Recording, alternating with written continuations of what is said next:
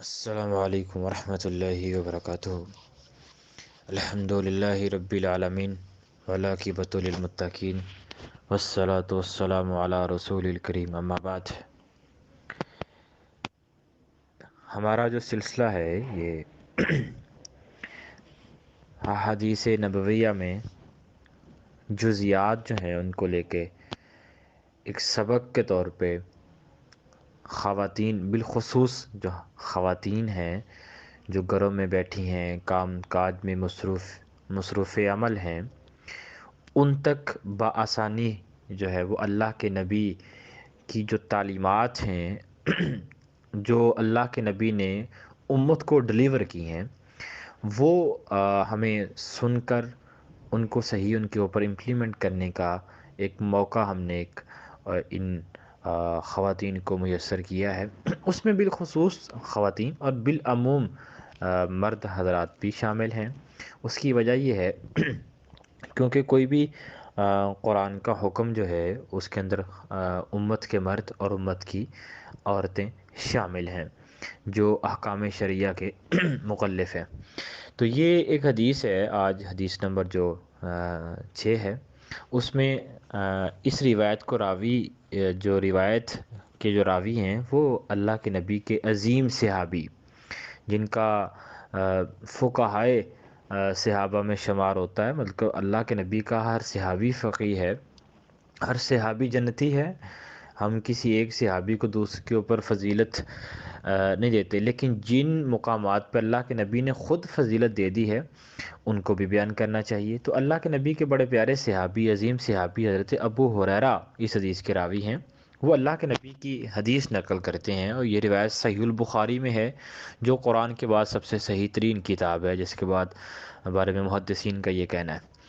تو یہ ایک لمبی حدیث ہے جس کا ایک جز لیا گیا ہے، الکلمۃ الطیبۃ صدقۃ، کہ اچھی بات بھی صدقہ ہے۔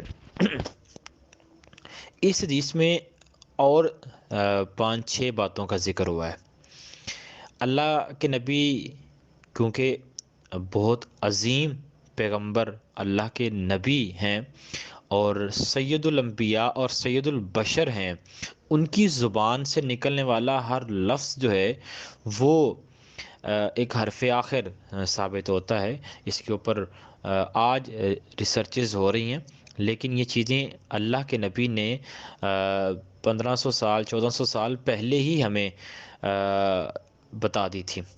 اب اللہ کے نبی نے کہا الکلمۃ الطیبۃ صدقہ۔ اب اس حدیث سے پہلے کے الفاظ اور اس حدیث کے بعد والے الفاظ میں تھوڑا سا ان کی طرف اشارہ کر دیتا ہوں۔ اللہ کے نبی نے کہا کہ جس دن سورج طلوع ہوتا ہے، مطلب سورج روزانہ جو ہے وہ طلوع ہوتا ہے۔ اب اللہ کے نبی نے کہا جس دن سورج یعنی کہ سورج طلوع ہوتا ہے اس کے اندر انسان کا کسی کو سواری کے اوپر بٹھانا یا سواری کے لیے سامان مہیا کرنا یا کسی کا سامان اٹھا کر کسی کو دینا، یہ بھی صدقہ ہے۔ مسجد کی طرف چل کے جانا، یہ بھی صدقہ ہے۔ نماز کے لیے قدم بڑھانا، یہ بھی صدقہ ہے۔ تو اللہ کے نبی نے جو اس حدیث کے بعد کہا تو فرمایا اچھی بات کرنا بھی صدقہ ہے۔ تو یہ ایک بڑی ایک امپورٹنٹ بحث اس کے اوپر ہو سکتی ہے، ایک ڈبیٹ ہو سکتی ہے، وہ یہ کہ صدقہ ہے کیا؟ کیونکہ اللہ کے نبی نے بعض احادیث میں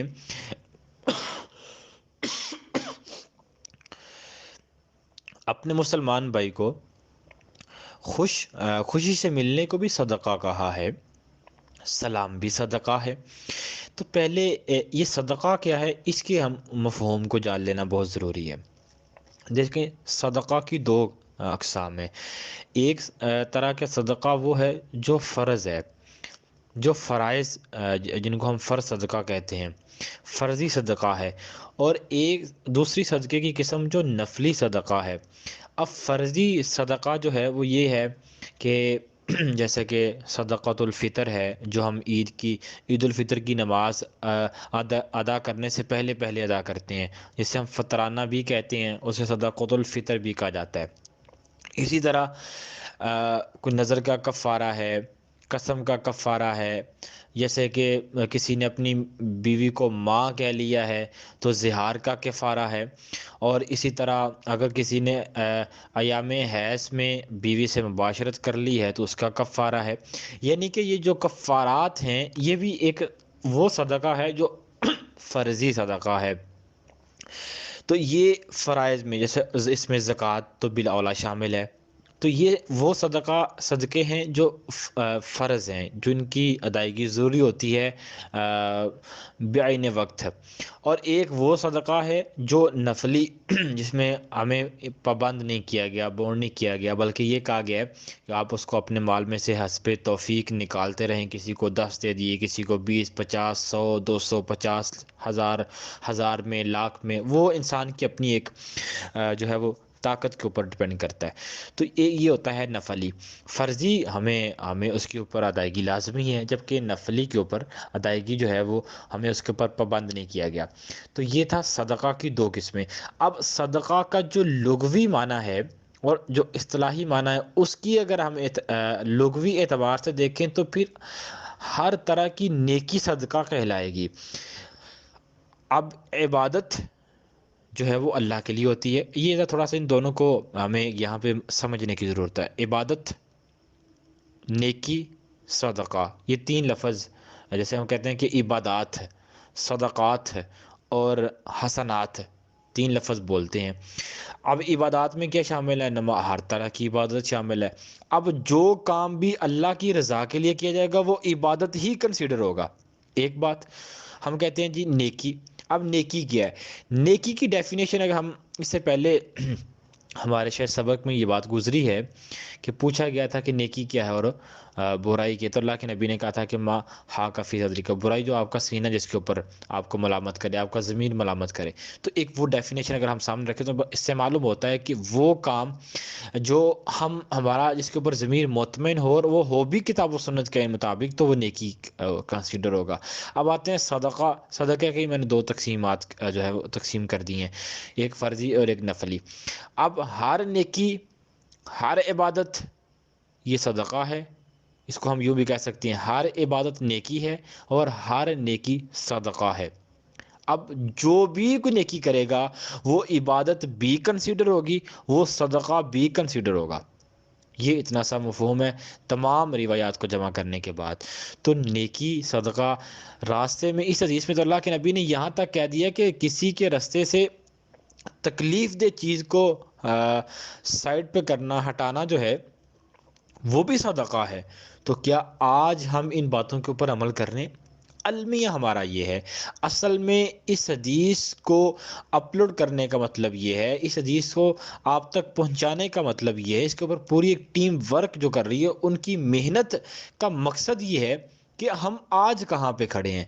اگر ہم وہیں پہ کھڑے ہیں جہاں پہ ہم 10 سال پہلے کھڑے تھے، ہم عمر کے اس حصے میں جہاں ہمیں کچھ پتہ نہیں تھا، تب جو ہماری ایک پوزیشن تھی، فزیکلی پوزیشن تھی، کہ آج ہماری وہی پوزیشن ہے۔